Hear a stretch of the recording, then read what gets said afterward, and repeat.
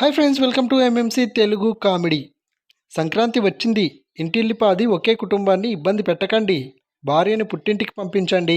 పిల్లల్ని అమ్మమ్మ గారింటికి పంపించండి. మీరు అత్తగారింటికి వెళ్ళండి.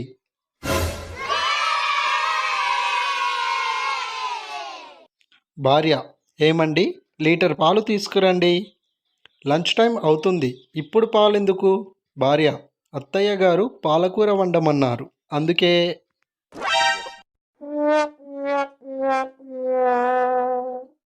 చూడు తమ్ముడు, ఎవరైనా ఆధార్ ఓట్ కార్డులో ఉన్నంత నల్లగా ఉండరు.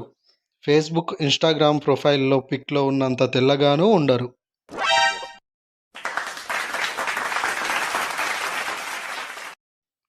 టీచర్ల మాటలేంటో ఒక్కోసారి అస్సలు అర్థం కావు.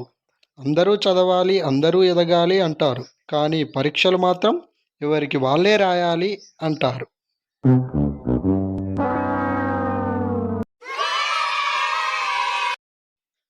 బిచ్చగాడు: అమ్మా ధర్మం చేయండమ్మా. సరళ: 500 నోటు చిల్లర లేదయ్యా.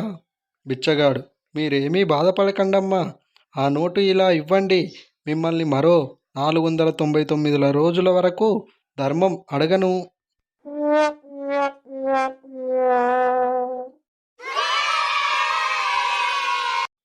ఒక సర్వే ప్రకారం పురుషులకు రాత్రి వేళల్లో గుండెపోటు రావడానికి ప్రధాన కారణం ఆ సమయంలో ఆడవాళ్ళు మేకప్ తీసేసి పడుకోవడం.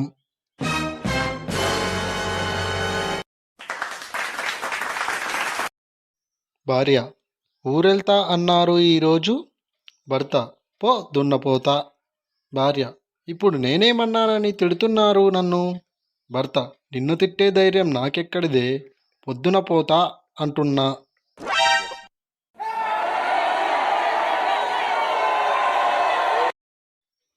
బేబీ, నేను నిన్ను పెళ్లి చేసుకోలేను.